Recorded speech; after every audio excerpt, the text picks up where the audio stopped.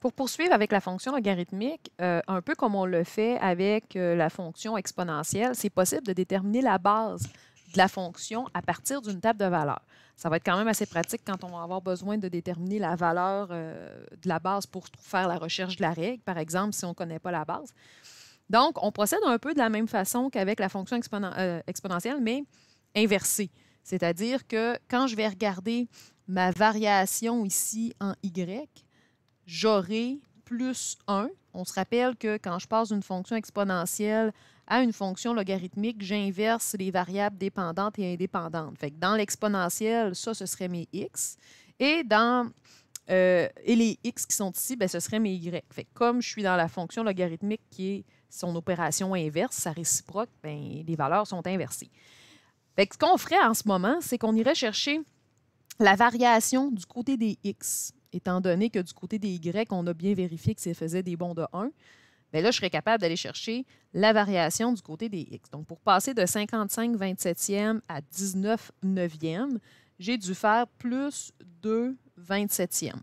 Ensuite, si je regarde encore une fois, ça me donne plus 2/9e. De 7/3 à 3, j'ai fait plus 2/3. De 3 à 5, on ajoute 2. Et de 5 à 11, on ajoute 6.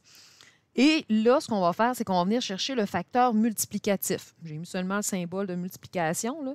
Mais le facteur multiplicatif, lui, c'est par combien je multiplie pour passer d'une variation à l'autre. Fait qu'ici, pour passer de 2/27e à 2/9e, j'ai fait fois 3.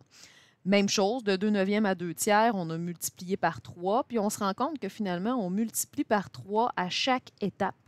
6 divisé par 2, ça fait 3. 2 divisé par 2/3, ça fait 3. 2/3 divisé par 2/9e, ça fait 3.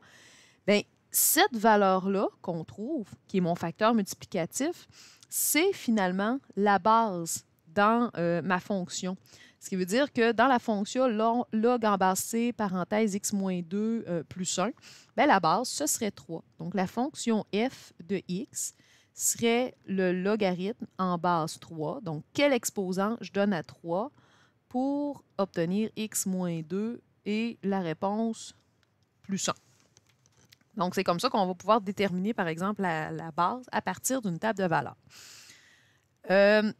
On a vu dans la dernière vidéo et au dernier cours ce que les paramètres pouvaient faire. On l'a regardé sur Desmos, mais dépendamment de ma base, si elle est soit plus grande que 1 ou entre 0 et 1, mais l'allure de mon graphique sera différente selon les paramètres A et B. Par exemple, dans un graphique de base où ma base C est plus grande que 1, donc c'est 2, 3, 4, 10,5, peu importe, si mon A et mon B sont positifs, mais dans ce cas-là, ma fonction sera à droite de mon asymptote et elle sera croissante. Donc, moi, ici, je pourrais écrire croissante. Si mon A est négatif, on sait que quand mon A est négatif, j'ai une réflexion par rapport à l'axe des x. Donc, ça veut dire que si je pars de ma fonction ici de base, puis que j'ai une réflexion par rapport à l'axe des x, bien, ma fonction va toujours rester du côté droite de mon asymptote, mais elle va s'inverser. Donc, au lieu d'être croissante, elle sera décroissante. Si par contre, bon, là, on repart du début, j'ai mon B et mon A qui sont positifs, ma base est plus grande que 1. Si jamais c'est mon B qui est négatif, bien, le B, lorsqu'il est négatif, ça permet de faire une réflexion par rapport à l'axe Y. Donc, dans ce cas-là, ma fonction sera comme ça. C'est que j'ai une réflexion par rapport à la verticale. Donc, elle sera décroissante.